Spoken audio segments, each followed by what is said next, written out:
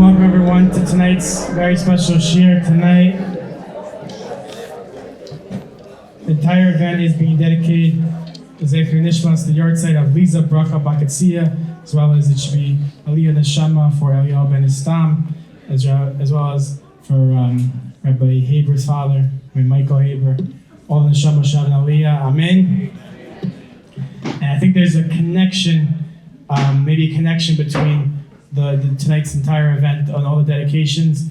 Of course, we know that the Nisanov family for so many years, too many years to count, Baruch Hashem, they've dedicated amazing shiurim and events year over year, and of course that they Maseh Avo Simon Labanim, that they take the lessons they learn from their parents, and of course they're dedicating shiurim, and throughout the entire year, their family is amazing community leaders. Yaakov, Baruch, the entire family. Let's give them a round of applause for all the amazing work they did for Hashem.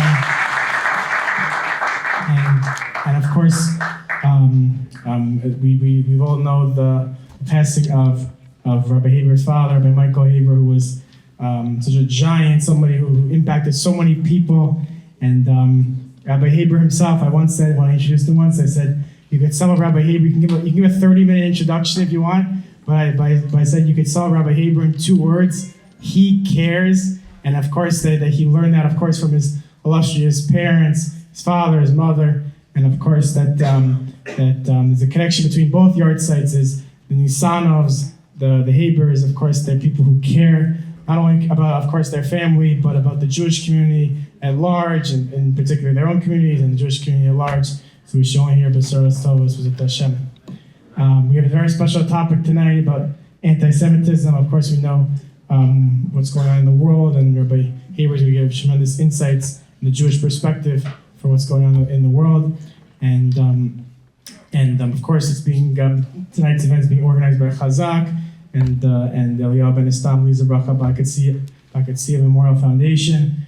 And of course, we know the work of Chazaq organizes different amazing shiurim and events and throughout the communities, hundreds of events every single year. And has a major focus on public school outreach programs in 15 different locations, inspiring the youth to become the leaders of the next generation. And since 2017, has transferred over 1,500 students from public school to yeshiva, Baruch Hashem. And of course, if anyone knows of anyone who has a relative, neighbor, relative, coworker who has kids in public school, you should reach out to Chazaq to give them a Jewish education. And it's our great, great honor to call upon, everyone please rise, for Rabbi Joey Haber.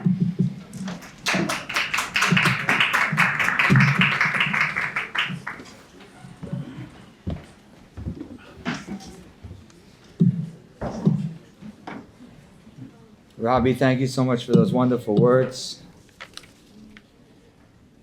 Thank you to the Nisano family for dedicating tonight's words of Divrei Torah and Chizuk.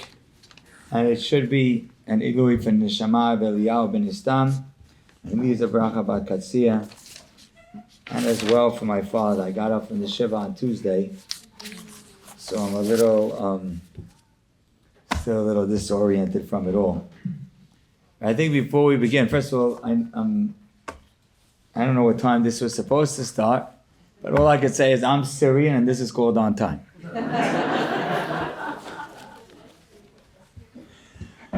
I want to say a little bit about Chazaq and Torah Anytime. First of all, Chazaq.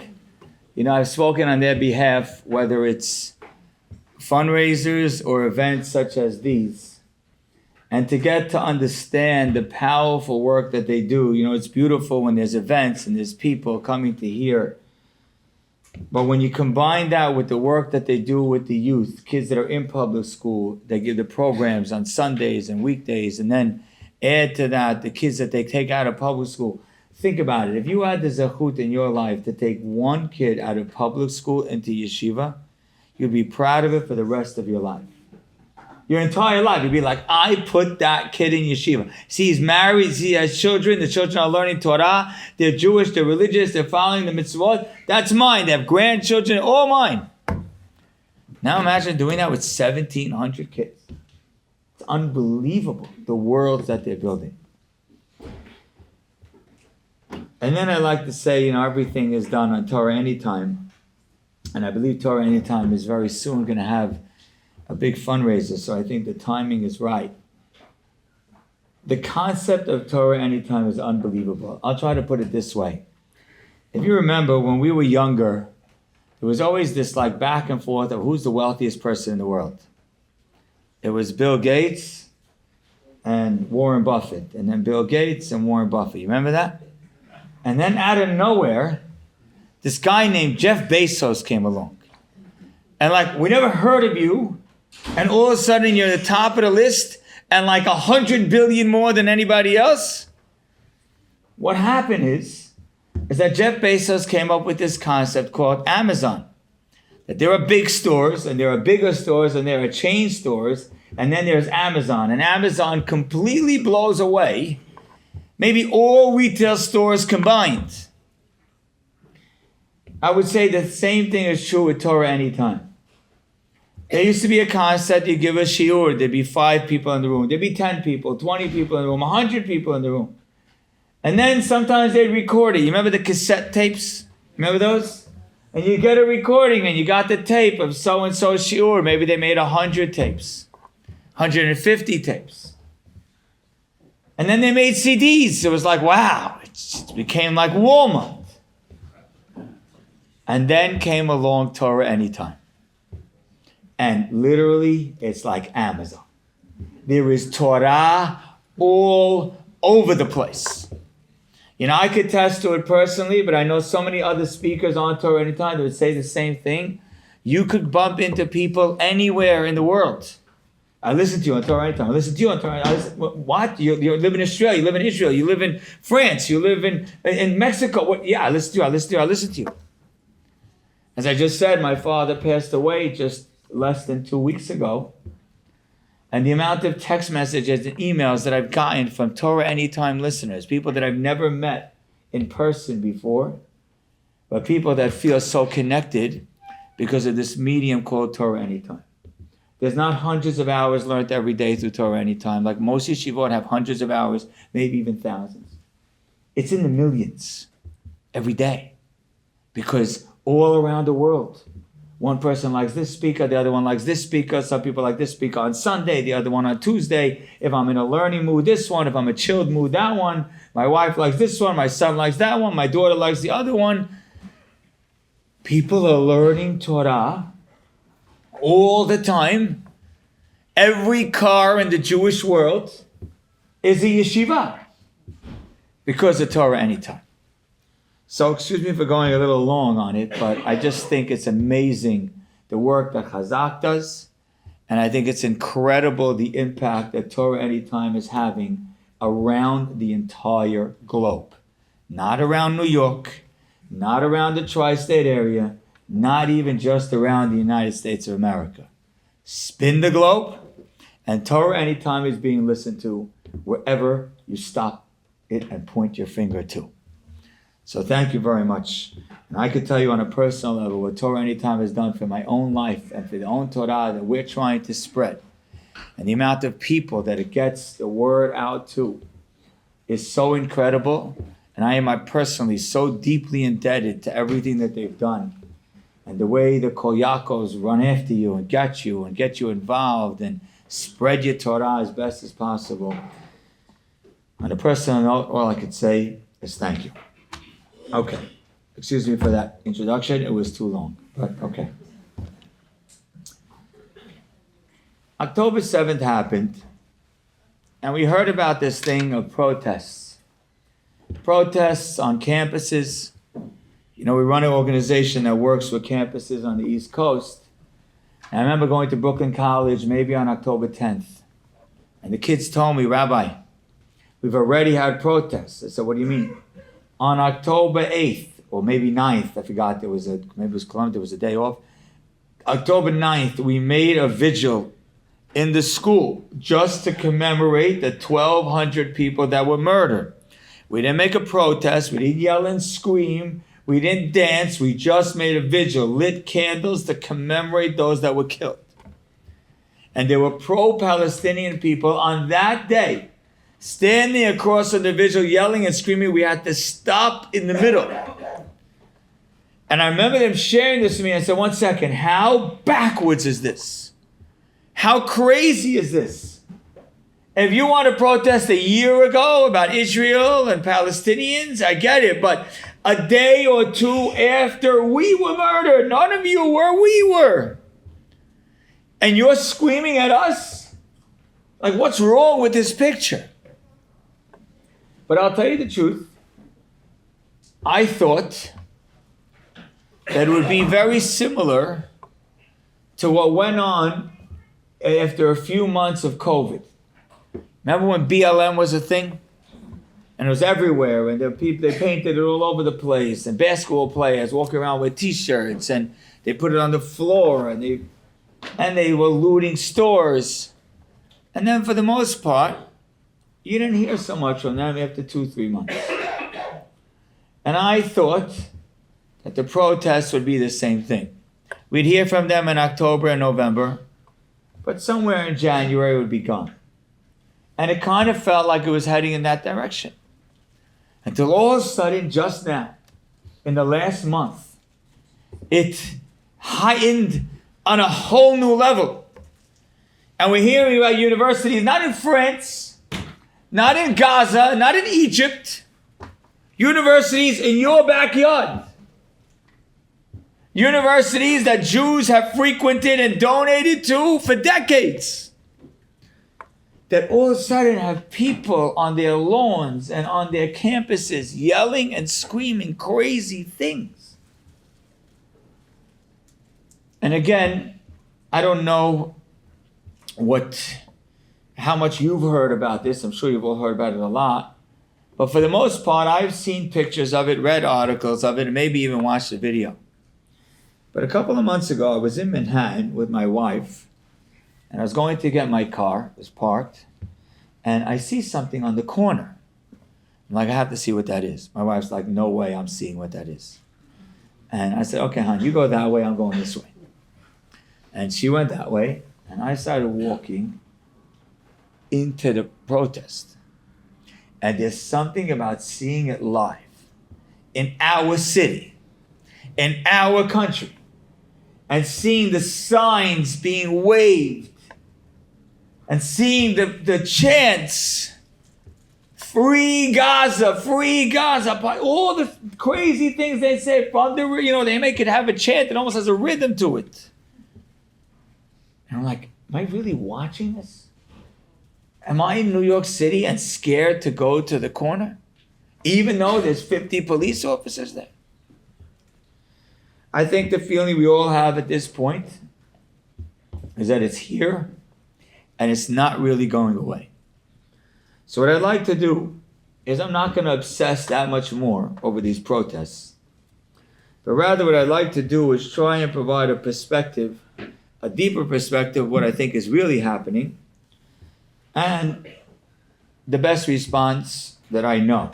Although some people will feel it's not sufficient, but we're going to do our best. I think there's much more going on than just anti-Semitism. There's a pasuk. It says as follows. It's Mishlei. Nezem zahav b'av chazir. Golden ring in the nose of a chazir. You know what a chazir is? Yeah, I didn't want to say it. Isha yafa v'sara'ata. Same thing as a beautiful woman who's like off. What does that mean? What it means is that a lot of times what you have out there in the world is you have things that are a nezem zahav, it's gold, it's beautiful. But then you realize it's on the nose of a chazir, there's nothing more disgusting. Sometimes you might have a woman who is the same. She looks wonderful on the outside. But then once you get to know her, she's a mess. I don't know why the pasuk is picking on women, but we'll go with it. We don't mind. I don't mean it that way. What I mean to say is that I'm afraid they're going to throw like tomatoes from upstairs. I don't mean it at all, okay? Also, whatever I say wrong, I have a pass. because I still can't think straight. I'm really honest with you. I still can't think straight. The amount that my father is on my mind and the amount of love and obsession that my siblings and I have for him, it's very hard to be really clear. But anyhow, I was kidding. Good. I think that this pasuk is a very appropriate description for our generation. Life looks great today. Think about the Holocaust. Think about people living in the ghettos. Think about people living with horse and buggies, people living in houses without running water. And then think about you and I. Houses that we live in, the kitchen, the appliances, all the different amenities, the device that we could hold in our pocket that enables us to see anything and be anywhere in seconds. I mentioned to you before, Chazaq and Torah Anytime. These are products of 2024. You wouldn't have that in 1924. But today in this beautiful world where it's so easy to do things, it's so easy to learn, it's so easy to grow, it's so easy to, in certain ways, look like you're financially okay. To actually be financially okay is not so easy. But to look like it is fairly easy. To drive a car and to have kids wearing decent looking clothing.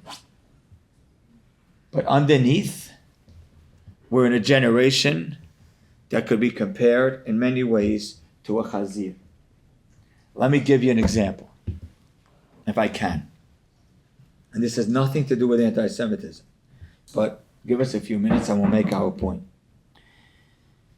How much money was bet on Super Bowl in 2021? How much money was gambled on Super Bowl and the Super Bowl in 2021? I don't know what Super Bowl that was. Maybe Super Bowl 53? How much money was bet on that Super Bowl? What? 7 billion. Okay, close. 4.3 billion. Okay? 4.3 billion in 2021. How much money was bet on the Super Bowl in 2024? 23 billion. 3-year difference. And the world has completely lost its mind. It's not funny. There's like 80 million people in America that bet money, that gambled on the Super Bowl. I don't know if you know young people that are sports fans that have a smartphone. But if you do, in all likelihood, today they were like, okay, the Knicks, Indiana. No, I'm putting $10, $20 on them. I'm going to put $15 on this play having over 30 points. It's nonstop. I can't tell you how many times I've given shiurim to small groups of boys, students of mine. And be like, what are you doing? Rabbi, we're learning. Why you keep checking underneath the Gemara? No, I have a parlay with Phoenix and Dallas. And like, what? We have an organization in the Syrian community. It's called SAFE. I asked the head of the organization, I said, what has happened to gambling in our community? He says in 1 year it's gone up by 57%. Now, that's just a piece of it. I remember as a kid, I just gave you gambling. Now I'll go to another one. I remember as a kid, I had no idea what drugs was. No idea what it is. Today I smell it, shaharit mincha and arbit. I go outside for shaharit. I'm not joking. My kid, my 7-year-old. Oh, Dad, that guy's on a lot of stuff today. You're 7. Why do you know? I told you I have an organization in a college. I go to Baruch College. Right next door to the college, I have a little shop. You can buy whatever you like. And I don't mean 7-Up.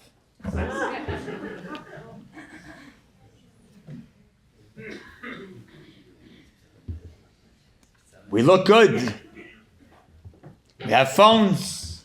We're listening to Torah shiurim. We're driving Teslas, and we have modern refrigerators and ovens. Yet there's so much chaos underneath. I've said this to many audiences of young people. If you're a young man, and there's a new example. I gave you gambling, I gave you drugs. If you're a young man and you own a device that is unfiltered, you're not married, and you could take it to your room by yourself, guaranteed you are seeing horrible things on that device. Excuse me for saying guaranteed, but I'm not really sorry, because I've said this to thousands of young people. Married people, I'm not sure.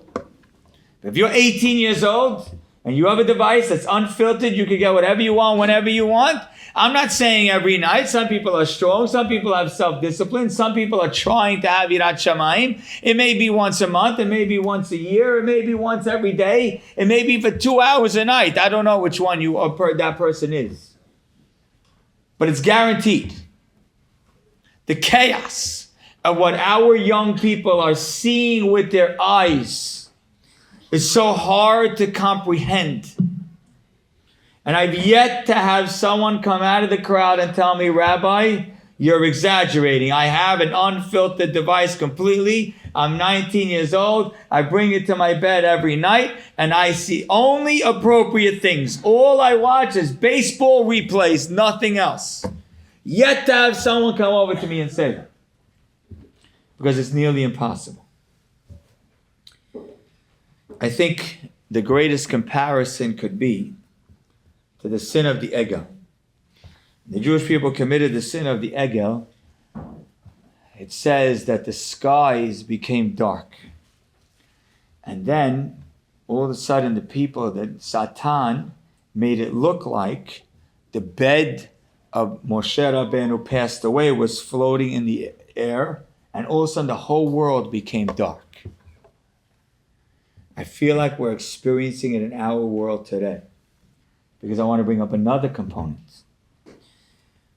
The next component is, and these numbers are scary, what percentage of people 18 to 34 have a mental health issue?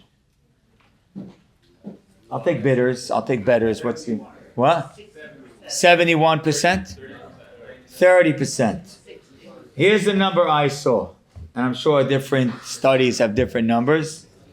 The number I saw is people between 18 and 34 is 50%. But young people, young adults, some form of a mental health, there's a lot of different options for what's considered a mental health challenge, is over 80%. 12 million Americans last year tried to commit suicide. We are in a country that literally has descended into darkness. And we're watching it all around. So to just see the anti-Semitism is really not to see the whole picture. There's so much more. When you add the anti-Semitism to the drugs, to the gambling, to the inappropriate imagery, to all of the mental health challenge. And here's what makes the whole mental health thing so scary. Is a study from San Diego State University that this one struck me, and I've quoted many a time. They found that since 1960, mental health, anxiety and depression specifically, have gone up in this country 2% every year. 1960, 1961, 2%, 62, another 2%, 63, another 2%, 64, another 2%. On average, until 2011. In 2011, anxiety and depression went up in teenagers by about 90%, and in preteens by like 150%. And they didn't understand, like, what happened? I said it's going up 2% every year. Now all of a sudden, it like skyrocketed. What happened? You know what happened in 2011? Smartphones were built, were created before and used before. Social media was created, exactly. And social media really, if they would give an accurate definition, if you looked up social media in the dictionary, here's what it should say. Anxiety, depression, jealousy, frustration, and anger generating media. Because that's what it is. Yes, every now and then it's really fun. Every now and then you're just scrolling through Instagram and you're having a nice time and you're seeing pictures and it's actually enjoyable. Don't get me wrong, it's not like it's always that way. It might even be a bunch of nights in a row that scrolling through Instagram or scrolling through Facebook or one of these social media websites is great. But then you'll have that night that you're down, that you're not in a good mood, and all of a sudden it triggers so many crazy things.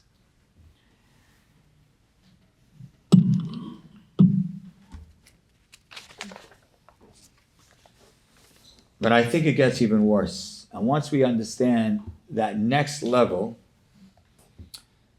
I think now we could start to address what the problem really is. And again, I like using the Egel as our example, because I think it's kind of what's happening. It's all of a sudden we have a world that's descending into chaos and darkness. And I don't think I'm overstating this. If you think I am, feel free to raise your hand and disagree.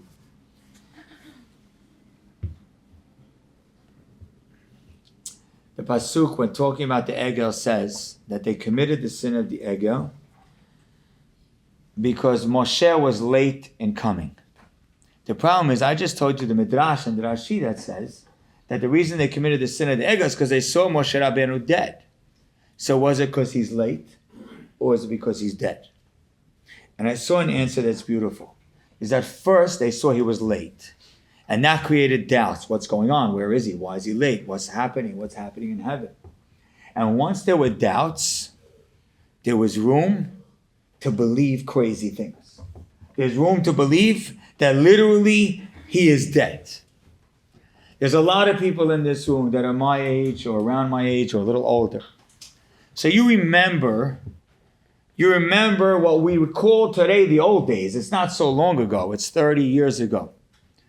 Where we were in a world that had some funny things and some different things were sort of surfacing, different concepts and ideas that most of society completely rejected. But it created enough of a doubt that by today they are firm beliefs. What is the definition of marriage? Today, it's a firm belief. If you think marriage is only a man and a woman, and you get up and say that out loud, there's something wrong with you today. Literally, you will be thrown off the stage. They will yell at you. If you go to a university and you're a professor and a boy raises his hand and you say to the other boys, what does he have to say? That boy could be insulted. Why are you calling me he? What else are you?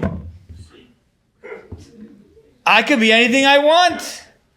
I saw a beat up truck yesterday outside. I was parked behind, maybe it was Friday, a beat up truck. And it said on the outside of the truck, a little poster was phenomenal.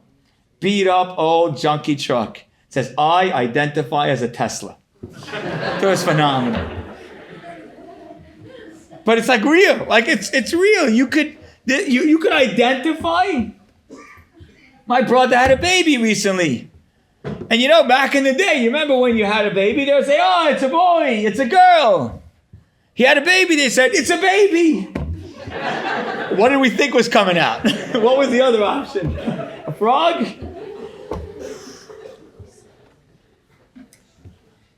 The world has literally fallen off the cliff.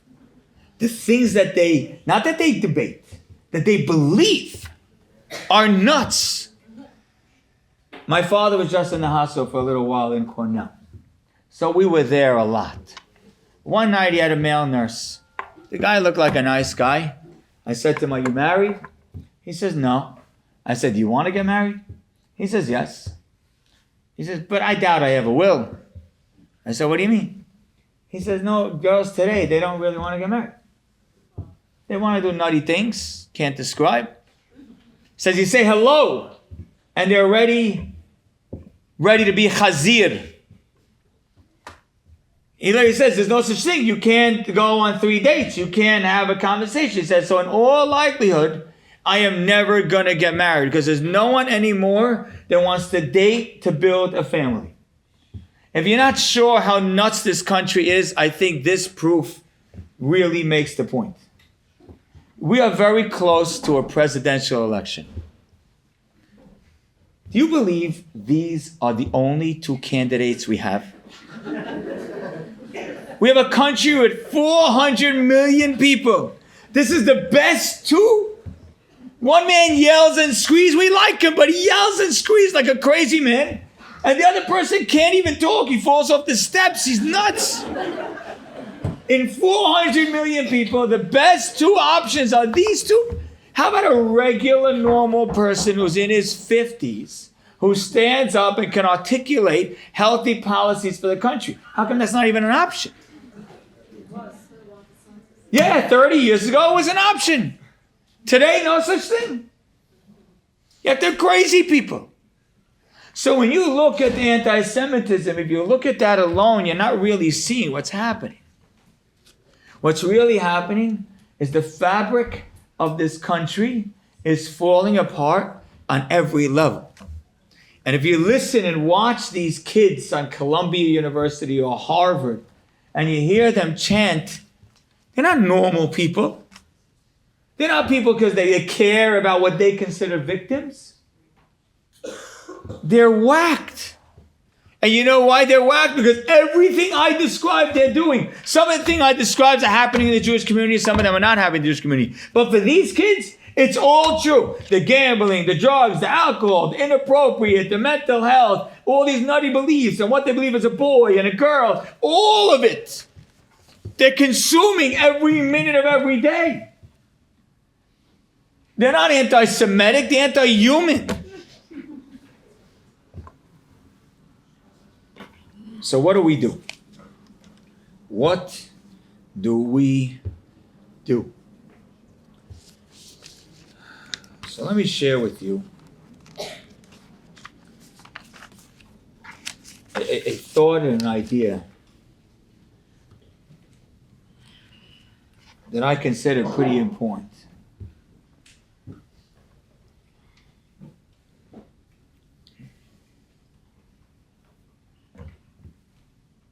$100 years ago, 100 years ago, in September of 1923, Taf Resh Peh Dalet, there was a convention in Europe, in Vienna. The convention was called the Knessia Gedolah, the great rabbis of all different parts of Europe, great lay leaders, all gathered together. Included in them was Rabbi Chaim Oizer, the Chafetz Chaim. That famous video of the Chafetz Chaim walking into this Knessia Gedolah. And at this event, some powerful things were initiated. Organizations in Agudat Yisrael, the Daf Yomi was created at this event. And towards the end of the event, a young man got up to speak, a man who would become very famous, A, because of his yeshiva, Yeshivat Chachmei Lublin, and B, because he was the founder of Daf Yomi. His name was Rabbi Meir Shapiro. And Rabbi Meir Shapiro stood up in front of the audience and says, I want to tell you something. After the flood, Noah cried.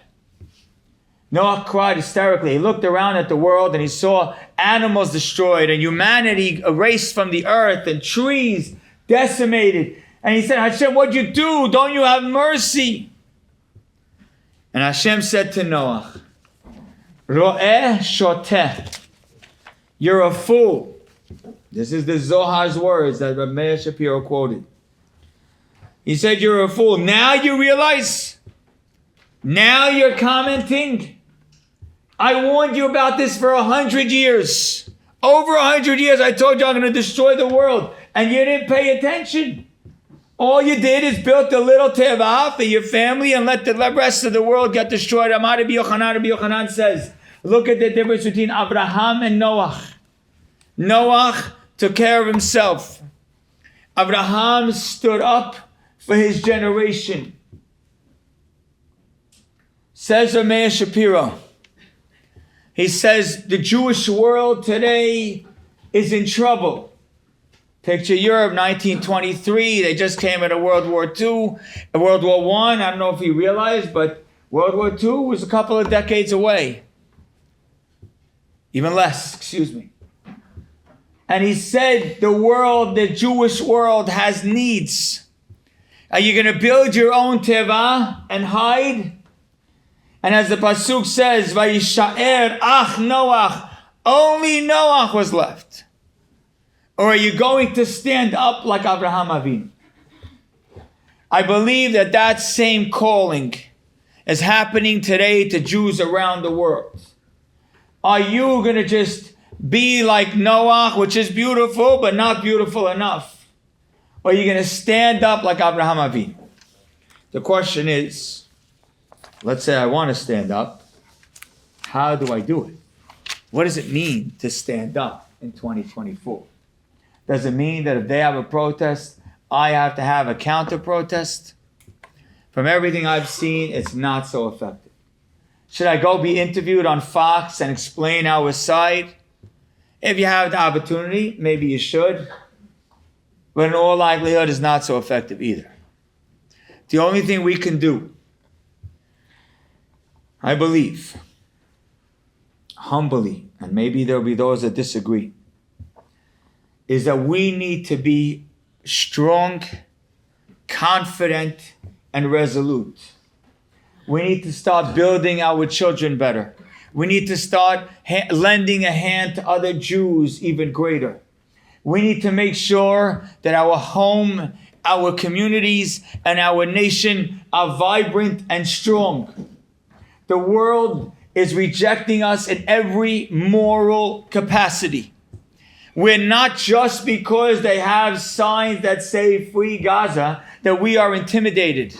We should have been getting the message for 2 decades that everything society is doing is so contrary to what we believe. 30 years ago, when I wasn't even so young, and I don't consider myself old today, my kids think I'm old. Dad, you lived with the horse and buggies, but I'm not old. 30 years ago, you would look at society and say, okay, maybe yeah, maybe no. Today you look at society and it's chaos. And it requires us to develop inside of us a strength and a confidence and a lending hand to one another, that we make sure as Jews are resolute. To think that we're going to change the opinion of the street, maybe 1% of us have an opportunity to do so. Most of us don't have that chance to really change what they teach in Harvard. But we do have an opportunity to make sure our communities are strong, our neighbors are strong, our families are strong, our nation is strong. Whether it means giving money to powerful causes, whether it means learning more Torah, whether it means teaching Torah, whether it means saying to your family, we're not bringing some of this nonsense into our home, even though we were used to it, and even though we used to have it. But you know what? We're not right now. What's on it is so much worse than what it used to be. It's not for us. There's so much we can do to make sure that we as a nation have a power and a strength, a unity, and a decisiveness, and more than anything, a confidence in being us. Because it used to be, we believe we were right and the world is wrong. Today it's more than that.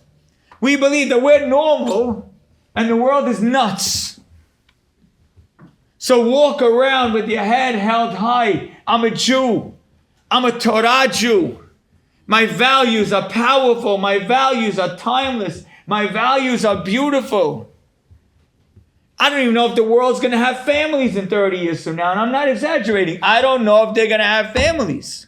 In fact, I mentioned recently to my shul, to a few people, what this male nurse had told me, how he doesn't think he's ever going to get married. And no one wants to get married. And definitely no one wants to have children. And someone shared with me that this year is the first year in the United States of America that the numbers went down, which is considered a catastrophic thing for a society. Because in order for society to survive, it's got to go up. We're the only ones standing. We're the only ones with ideals that make us so powerful and strong. When Moshe Rabbeinu was sitting on a rock as the Jews were fighting Amalek, the Pasuk tells us that Aharon and Hur held Moshe Rabbeinu's hands up. And as long as his hands were up, the Jews would look up and they would win. If his hands were down, the Jews would look down and they would lose. And the Mishnah in Masechet Rosh Hashanah explains, what does it mean if his hands were up? If his hands were up, they would look towards Shamayim and believe in Hashem. If his hands were down, they would look down and kind of lose sight of Hashem. So Rav Shamshon Raphael Hirsch asks a great question. He says, if the whole goal is just for his hands to be up, to show strength of leadership, why can't you just put 2 rocks on his side and let him lean his hands on the stones? Why do you need Aharon and Hur holding up his arms? Says Rav Shamshon Raphael Hirsch, the pasuk says, Vahi yadav emunah. His hands were faith. What does it mean? He says, and based on what it means, you understand why you need Aharon and Hur. He says Moshe Rabbeinu was displaying the faith and the strength of the leadership of the Jewish people. Aharon and Hur were displaying the strength and the faith of the people themselves. That every single one of us have to have that emunah. Emunah doesn't just mean faith, it means that loyalty. We have to be yadav emunah. Our hands need to be raised to the sky in a more stronger and powerful way.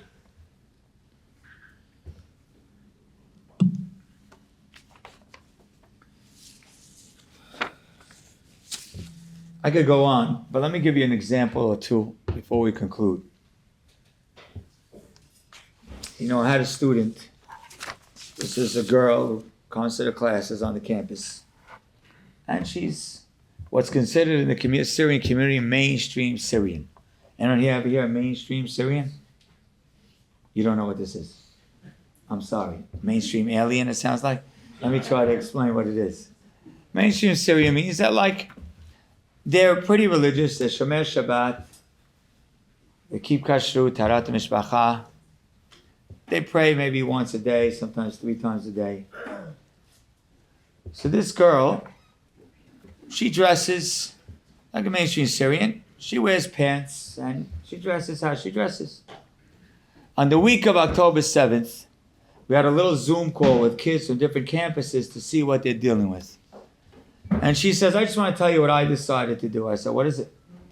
She says, this week, I decided on wearing skirts on campus. I said, I've heard of girls who wear skirts in shul, who wear skirts on Shabbat. Skirts on campus? She says, yes. I need the world to know who I am, and I'm not backing down who I am. I may not yell and scream about it, but I'm going to walk around confident being it. A few months ago, I saw a video, and this also, to me, shared the power. It was a protest, a pro-Palestinian protest happening on Penn State University. And you see them, hundreds, walking by with the flags and the nonsense. And then, and maybe you saw this video too, I thought it was pretty famous. It was a Chabad rabbi with one student right next to the protesters, like this close, putting on tefillin on the board. This is us. We don't need to yell. We don't need to scream. If we could stop it, then getting on Fox would stop it. Get onto Fox. If you have access to a university and you can influence, try to influence. But 99% of us don't have that kind of access. Instead, I need every non-Jew in the street that when they see you and me, to see a Jew that is proud, a Jew that is resolute, a Jew that knows that our cause and our mentality is just, and that our ways are powerful. And in fact, based on all that's happening in our time, it should be easiest to be this way. And let me conclude with a little story. And with this all done, it's an analogy from the Chafetz Chaim. Chafetz Chaim uses this analogy to explain that pasuk that we began with, the golden ring on the nose of the Chazir. It says the Chafetz Chaim, I put this in a Vayimayim a few weeks ago. It says the Chafetz Chaim, there was once a king traveling with his entourage, and he was in a horse and buggy, and behind in a carriage, and there were horses, stallions behind him, and in front, soldiers, governors, leaders. And all of a sudden he stops and he sees in the mud on the side of the road is a homeless man. Tattered clothing, famished, overgrown. And the king says to his soldiers, Put this man on the carriage. A soldier you saw, put him on the carriage. So they put the man on the carriage and they bring him to the palace. The king says, now clean him up. They give him a haircut, they give him a shower, give him new clothing, give him something to eat, give him a fresh room. Allow him to have a good night's sleep. The next day they do the same, and the next day the same. King says, now it's time to make him cultured and sophisticated. Teach him math, teach him science, teach him history, teach him etiquette. And they did so. Over the course of the next 3 years, this young man became incredibly professional and wonderful until one day the king says, now it's time. It's time for him to marry the princess. And he makes a humongous event, a gorgeous affair, beautiful hall, thousands of dignitaries from all across the land, drapery from floor to ceiling, gorgeous chandeliers, gold and silver in every dish, every delicacy from across the land. And it was a beautiful, beautiful, wonderful night until the prince and princess left the hall happily married. 3 months later, the king is traveling in his carriage with his whole entourage, stallions, horses, governors, soldiers, lieutenants, and sergeants. And it's pouring rain, and he stops at the same spot. And he sees in the mud, in the puddle, is the same guy, the prince. He says, what? I gave you a chance to be a prince. I gave you a chance to live in the palace, to live the highest life possible. You went back to the mud? Then stay there. Hashem can say to every single Jew of this generation, I gave you a chance to live the greatest life there ever is. And maybe 30 years ago, you couldn't tell so clearly how beautiful our life was. But today, in 2024, some might say it's hardest to be a Torah Jew. I think it's easiest to be a Torah Jew because the world is showing us the alternative. The world is showing us that if you don't follow this path, you have chaos as the other option. Literally, your life is in the mud. So every day you hear a crazy story on the news of these people, these singers that are nuts, these politicians that have crazy beliefs, protesters that looks like I don't know what they're taking and what they're on, people losing money and gambling and drugs. And you see a world that has beliefs that are nuts. You say, you know what? I am so lucky. I am gifted. I have the blessing that I am able to follow this Torah and all of its timeless rules and timeless ideas and values that I could transmit to my children that I am lucky to have. So as the world is going to decay, every Jew, every single one of us needs to stand proud, stand tall, stand confident, assist one another in our pride and in our strength and in our discipline to say, if we were given the opportunity to be a prince, and we were given the opportunity to live in the palace of the king, there is no chance I will ever go back to the mud. So to really save the Jewish people from anti-Semitism, only Hashem can do so. The momentum is so strong. But to clearly know what every single one of us needs to do, that is not difficult. It's never been clearer than it is today. Our job is to stand tall and stand proud and recognize that every single one of us is a princess or a prince. Thank you.